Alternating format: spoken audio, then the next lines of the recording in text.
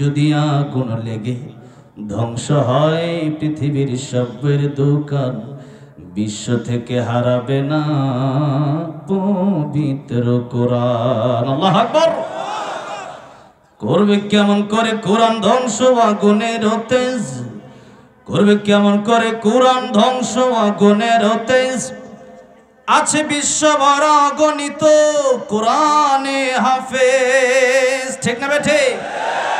এই যে কোরআনের হাফেজরা আছে, কোরআন শরীফের পৃষ্ঠা চালায় দিতে পারবেন, কিন্তু তাদের অন্তর থেকে কোরআন মোছা সম্ভব হবে? এই জন্য তিনি বললেন, করবে কেমন করে কোরআন ধ্বংস আগুনের তেজ, করবে কেমন করে কোরআন ধ্বংস আগুনের তেজ।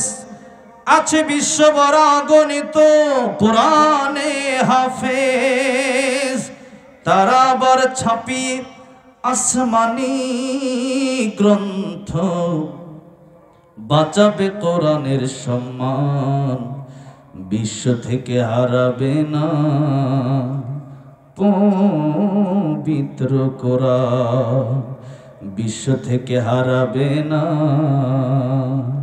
পবিত্র কোরআন, ঠিক না বেঠে?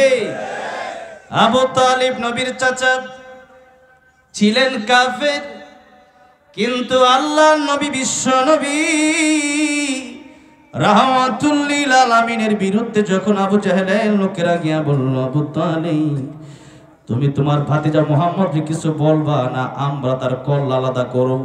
আবু তালেব ঘোষণা দিল, যা কিছু বলার বলবা, কিন্তু আমার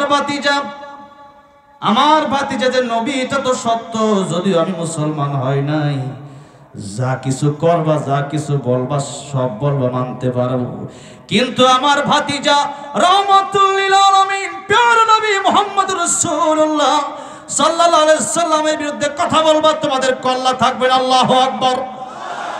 আমরাও বলতে চাই, আমাদের বিরুদ্ধে কথা বললে আমরা চুপ করে থাকতে পারি, আমাদের বাপ মার বিরুদ্ধে কথা বললে আমরা চুপ করে থাকতে পারি, আমাদের পরিবারের বিরুদ্ধে কথা বললে আমরা চুপ করে থাকতে পারি, কিন্তু আল্লাহর নবীর বিরুদ্ধে কেউ কথা বললে তার কল্লা দ্বিখণ্ডিত করে দেওয়া হবে। রাজি আছেন? কারা কারা দুহাত আল্লাহর উঠায় দেখান।